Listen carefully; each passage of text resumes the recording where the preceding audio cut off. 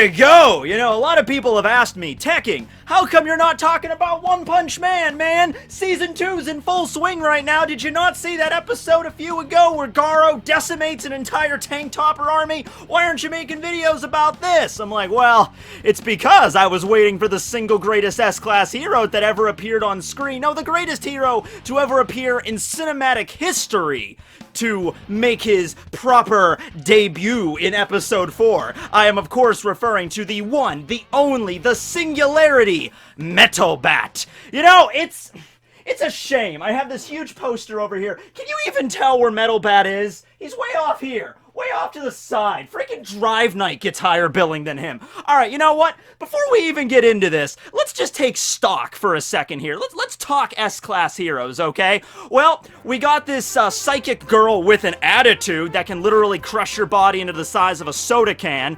We got a guy dressed like a dog that can kill you about 7 times before you hit the ground. A literal zombie. A fat guy, a couple of people that use scientific-y Star Trek technology. Oh, and then of course we have Puri Puri Prisoner, who I have to actually honestly censor the entire description. Then that pineapple is gone and it is not coming back. So, yeah though, out of all of those guys, out of all of them, you know who's the coolest? Metal Bat. Now that's all well and good, you might say. He's like, yes, Matt, we're aware that Metal Bat is an awesome character. We saw the last episode, okay? We're privy to this knowledge. But how come that makes him a better hero than the other members of the S-Class? Well, here's the thing, and I already brought this up in Metal Bat's discussion videos, so I'll put a link to that up here, which, by the way, thanks, because I made that S-Class series, and now because Season 2 is airing, that's getting a lot of hits as well, so thanks, guys. But anyway, no. So what Metal Bat basically represents, he's the trope of, like, the delinquent high school kid, but he has a heart of gold, essentially, so he's not, like, super angry and just hates everybody. It's just that, you know, don't piss him off. You look at him the wrong way in the hallway, he'll, like, you want to fight, punk? You know, kind of like a Yusuke Urameshi character. That's actually what I used to compare him to in that video, right? And, of course, he has his little sister, Zenko, who cares for him and everybody, and he cares for her and all that stuff. And it's funny, because it's like, yeah, he is 17 years old. He is a high school student, you'd figure, so it's like, how awkward must that be? You know, like, he goes to school in the morning, and then, like, City S is under attack by a demon-level threat, and he's like, okay, hold on, guys, I'll be right back. He goes out into the city, and the sirens are blaring, and all the students are just sitting there looking out the window, and just BAM! BAM! And then blood and everywhere, and then he just walks back into the classroom, just blood is dripping off of his bat, he's just covered in goo, he's just like, alright. Keep going, teach. Alright, well, today's lesson is on ancient Mesopotamia. So, yeah, he is a high school student. I'm assuming it's, you know, maybe he gets an exemption for that, for his heroing duties. But no, here's the cool thing about Metal Bat, though. He is a perfect representation of taking your negative emotions, taking the things that you have to deal with when you're a teenager, like teenage angst and everything, and just, you take it, but you turn it into something that betters society rather than fighting against society. That's the cool thing. Now, One Punch Man, there's this underlying theme. You can also mention this to Nux, because I think he goes berserk over this. He goes nuts over this. But the idea that in One Punch Man, if you have enough negative emotions, or if you become obsessed with something, or if you fall into, like, deep pits of depression or whatever, you can actually become a monster. Like the whole thing with Crablante, you know, he was obsessed with eating crab, but he turned into a crab man. You know, that was the whole premise. Now, not every monster is like that. Of course, we had, like, Boros and the aliens that came from space, and we have, like, the sea folk, they're of course, you know, always like that. But suffice it to say, if humans, like, foster these negative emotions for long enough, they undergo a monster transformation, right? And if you actually look at a few of the S-Class, not all of them, but a few of the S-Class, they actually kind of teeter-totter on that edge. Genos was kind of teeter-tottering on that edge, you know, when he first met Saitama. There's other ones, like, you can even say, like, you know, you could even, well, Puri Puri Prisoner, most definitely. He was kind of skirting on that monster edge there. You know, but the point is, Metal Bat, you know, he could have easily become a villain. He could have easily become a monster. I think if he just, like, took those negative emotions he had and just, like, he was very agitated, he would just attack people. He has brute strength, and he could become, like, a monster. He would become like a Batman or something. Not like Batman like that with the mammal, like bat, like, for example, like, imagine a baseball bat, you know, with eyes and arms and legs running around town. That's pretty much like a One Punch Man creature. You know, you could see that happening, right? Like, he would undergo a monster transformation kind of like that. But no, what Metal Bat decided to do, and I'm not sure if this was 100% him, maybe it was exactly his little sister that maybe guided him, because his little sister Zenko is a big fan of a My Mask up here, so maybe she's like, you should be a hero just like a My Mask, or if you become a hero, then maybe you'll get to meet a My Mask, and then you can introduce him to me. And of course, his little sister is very important to him, and so for whatever reason, he decided to become a hero. And so, when he fights, he basically, there's some really messed up scenes where he just brutally demolishes monsters, guys. Like, it seems like, in a sense, he's sort of taking a sick pleasure in it. You know, when he's just beating the crap out of the centipedes or whatever, he's just like, I'm a nice guy, so I'll end this in one hit each. And he, like, stomps down on that, like, that corpse flower thing, and he's just like, you know, and he just pounds it down. It's just like, he's venting. He's letting out his negative emotions in those fights, okay? So that's the cool thing. I mean, a lot of the other S-Class, you could be like, alright, Flashy Flash is just there because he wants other people to kind of look at how awesome he is. You kind of get that little egotistical impression from Flashy Flash. You know, you got, well, actually, Atomic Samurai is there, I think, mostly because of Silverfang. I think because he saw Silverfang join, that he joined. You know, Tank Top Master, you know, he just wants to, you know, have a place to congregate and have his Tank Topper army and just, you know, pump some iron. Same thing with Super Alloy. But, yeah, when it comes to Metal Bat, it really just does seem like the Hero Association actually helped guide him down the proper path.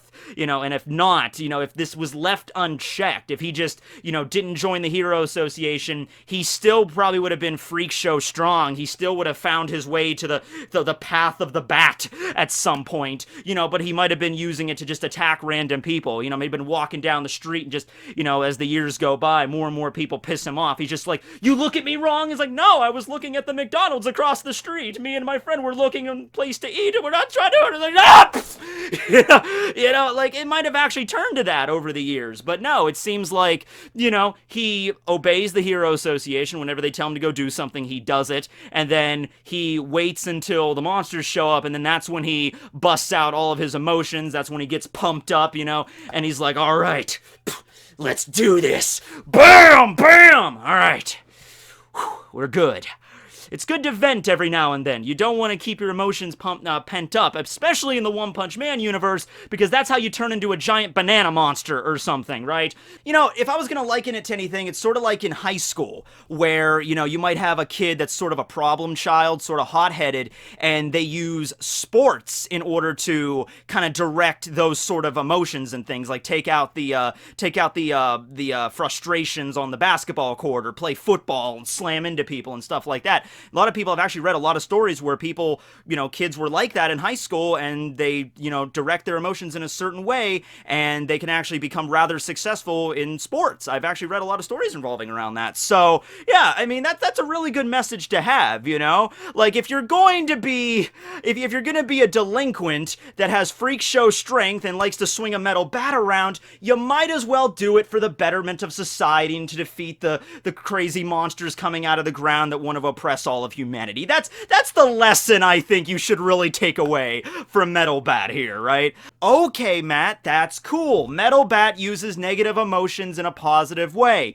but why does that make him different from other S-Class heroes that basically do the same thing? Like Tatsumaki. I think even Tatsumaki has come out and said before, like, when she's having a really particularly shitty day, she just gets agitated, just like, let me just crush the monsters a little bit more violently than I normally do, right? So, she's also taking negative emotions and using them to better society. The difference is, I think, inspiration. Alright? Metal Bat, being a 17-year-old kid, high school student, that's out there being an S-Class hero, defeating demon and potentially even dragon-level threats, is a huge inspiration to, I think, every other punk kid in the One Punch Man universe. Do you think Metal Bat's the only one that's kind of like, you know, that jaded kind of like personalities, a little bit hot-headed and stuff in school? You know, many of them might actually think that there might not be a career path for them. You know, they might look like, oh, well, there's nothing for me or whatever. Or maybe even like their teachers or their benefactors might look at them and just like, if you keep acting this way, kid, you're going to be nothing for the rest of your life. You're just going to be a waste of space, a piece of trash. But then these kids could look to Metal Bat and say, well, look at Metal Bat. He's kind of just like me. He's a hot-headed guy. He's a high school student. Look at him. He's out there being a hero, saving the world from these huge threats. You know, I might not be able to be an S-class hero the same as him, but I might be able to become a professional hero as well and help the downtrodden and things at the end of the day. And so you might have some punk kids picking up, it's like, well, I'm gonna pick up a dumbbell. Yeah. Oh, okay, I dropped a 10-pound dumbbell on my laptop, so that'll be fun to find out if that broke later. But, yeah, he's like, I am the dumbbell man, you know, and I throw dumbbells at people, you know. But, you know, the point of the matter is like they're, you know, trying to better society, right? And I think that works a lot better for him. I think he's a lot more identifiable than some other heroes are. I mean, Tatsumaki, I mean, yeah, she's got a little bit of that sex appeal going on there, but her personality is kind of something to be desired, all right? And most people don't have psychic powers. You know, they just don't. And yeah, I know Tatsumaki, she's not, like, horrible. Like, it's not like she treats her sister like garbage. It's like she actually does care for her sister. Metal Bat really does care for Zenko. But they're very two different ways of showing affection. You know what I mean? Like, usually Tatsumaki will end up berating Fubuki. Like, why do you still have all of these people, you know, slowing you down? And when she can't really see that Fubuki, the whole reason she has the Blizzard group to begin with is because she wants to try to, you know, match her sister. And her sister, Tatsumaki, tends to talk down to Fubuki quite a bit. It's like, you're too weak, Fubuki. Go home. I'll take care of this.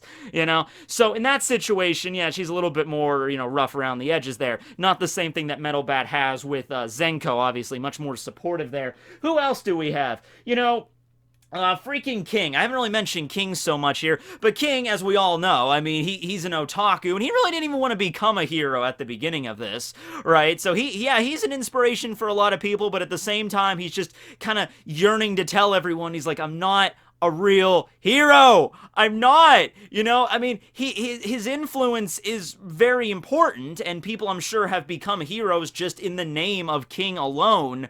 But at the end of the day, he's a fraud. At least Metal Bat, you know, he's the real deal. You know, it's like, you know, other people can look up to Metal Bat and strive to be a hero, and he's really out there pounding monsters' skulls in. Who else do we got? I don't actually, was it ever explained why Silverfang wanted to become a hero? I don't know if it was ever explained by that. Maybe it was just because he was asked and he just had nothing else better to do. I don't know. As I said, Atomic Samurai joined because of him. Drive Knight, Metal Knights, and Child Emperor, those are all kind of in their own little grouping thing of why they joined and stuff.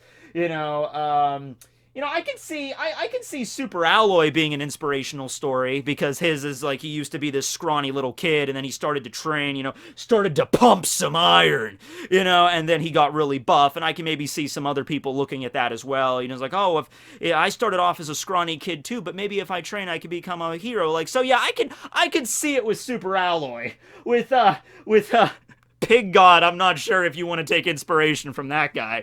You know, just like, well, if I sit around and just gorge myself until I'm morbidly obese, I could be a hero too!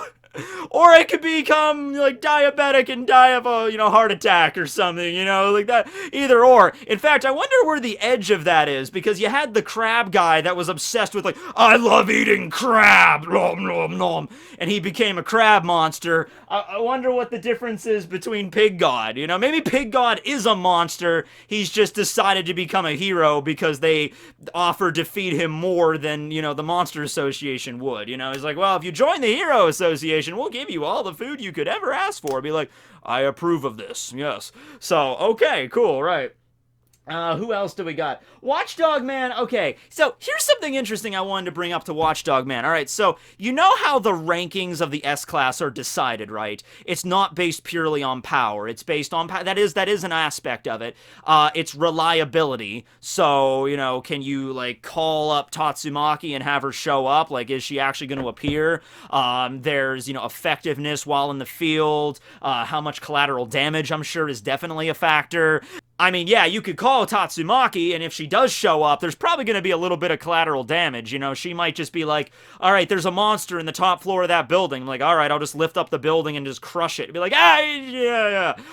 So there's an issue with that, right? So, and then there's popularity, just in the general public's eye, how popular is a certain hero. Now, you could look at it in an aspect of like, okay, a hero could be extremely popular, and that's why they have such a high ranking. Or you could look at it kind of on the opposite, where it's like they're very, very strong and they're very popular, but they don't really respond well to the Hero Association, or they don't really, they don't listen very much to orders, and that's why their ranking is as low as it is. Watchdog Man is a perfect example of that, okay? He is super popular with a lot of the people, especially the kids, you know? Like, there's the guy that wears a dog outfit and just chills out on his pedestal, you know, scratching himself, and then he destroys the monsters. So he's also very effective at monster control, but he will only protect City Q, his city. He will not take a step out of it, and, you know, it doesn't matter. He wasn't even there for the Monster Association battle. It wasn't even just like, Watchdog Man, you have to come help us, and he's just like, nope, I'm not doing it. I'm staying here. Woof, woof. You know, so that's probably why, even though he's ridiculously strong, probably, honestly, Watchdog Man might be one of the strongest S-Class heroes, period. Like, that includes Tatsu, that includes maybe even Blast, like, top 5. I would definitely put Watchdog Man in there. But the reason he's ranked 12 is because, yeah, he's very effective, he's very popular, but, you know, he doesn't leave his city, and that's like most of the other world is left unpatrolled that don't, you know, that he doesn't even get involved in, period, right? So, I could look at it kind of similar with Metal Bat, where it's like, okay, at the end of the day, maybe he might be popular with a select group of, you know, people, like maybe like teenagers and everything might look up to him, but maybe the rest of the world, like the adults of the world might be rather intimidated, like, oh, such a ruffian, oh, you know, and that's the reason why he ranks as low as he does. I believe he's like ranked 16 right now. He's like in the bottom 3, but still, ridiculously strong guy. You just can't take that away from him. Now, as for his strength, where it exactly comes from, you know, I've actually, because here's the thing you gotta understand about limiters. That's a fun word, isn't it? Limiter. Alright, so, in the case with Saitama, he removed his limiter. He did not break through it, he removed it altogether. Okay, so the sky's the limit for Saitama, right? And when it comes to other heroes, you could say, like, alright, they've managed to break past their limiters, or they're beginning to break past their limiters, but it's more like they break past one limit, and then there's another limit later on, like, you know, oh, I hit a wall, just keep busting through it, like, give me your bat here, and then you bust through that wall, and then there's another wall there.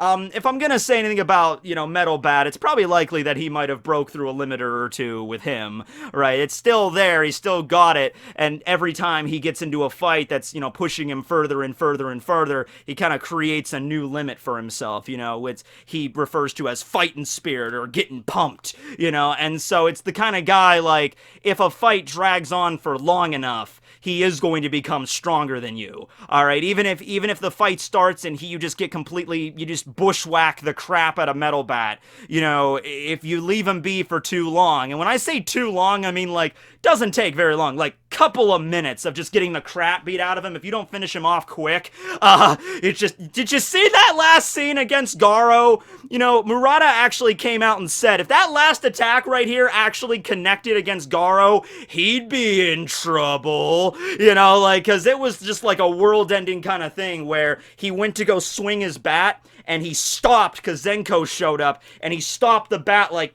3 freaking centimeters away from Garo's freaking face, and, like, the shockwave of that alone, like, cracked the cement and the asphalt underneath them. So, yeah, I don't know if, because Garo's kind of the same deal as well. Garo's like, if you fight him for only a few minutes, if you don't finish him off, he's gonna learn your tricks and he's gonna get stronger than you. But that's the thing. It's like kind of like a similarity there between Metal Bat and Garo.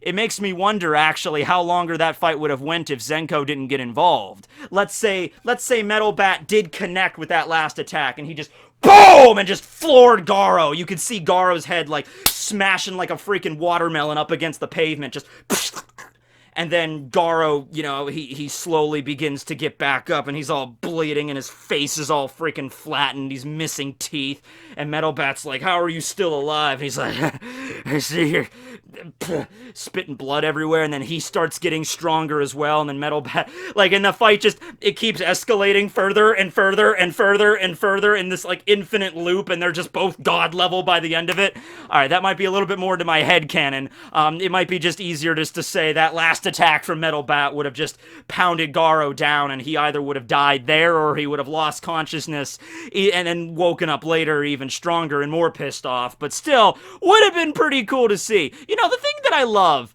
about Murata and One, and just, it's because they seem to, like, they know about the fans and how we, like, you know, theorize this kind of stuff, and they come out and they actually explain, like, which monster is stronger against this monster, you know, like, he said, if, I think this was One that said this, if Boros fought Garo, that would have been like maybe the prophecy that he was told about. Like, if you go to Earth, you'll meet a real challenge. Maybe the challenge was talking about Garo rather than Saitama, because Saitama wasn't really much of a challenge for him. It was for Boros, but not really a challenge because he was completely outclassed. You know what I mean? So it's like, yeah, if Garo and Boros fought, man, that would be an awesome fight. In monster form, Garo, obviously. So they go out of their way to explain this kind of stuff to us and compare, like, oh yeah, Zombie Man against the Deep Sea King. He probably would have had a pretty hard problem, you know, a hard time fighting him. I don't think he could have won. But if Sonic had weapons, he could defeat the pre-rain form Sea King. Like, they got him out and they actually explained this stuff to us, so it's awesome. But yeah, that is the legacy of Metal Bat. You know, take those raw teenage emotions and smack a giant dragon with them or two. You know, that's the real way to live. And then also go to your little sister's, you know, ballet recital, because that's very important to her, and she wants your emotional support! Yeah! I don't have a little sister, but if I did, I would be going to her ballerina recital. Alright, so anyway, hope you guys enjoyed. There will be more One Punch Man videos to come before the series ends. Do not worry about that, but I'm waiting for... Now I have to wait for something else to happen. Don't worry, we're not that far away from it, but... there's something else that I need to talk about, too. Later, guys.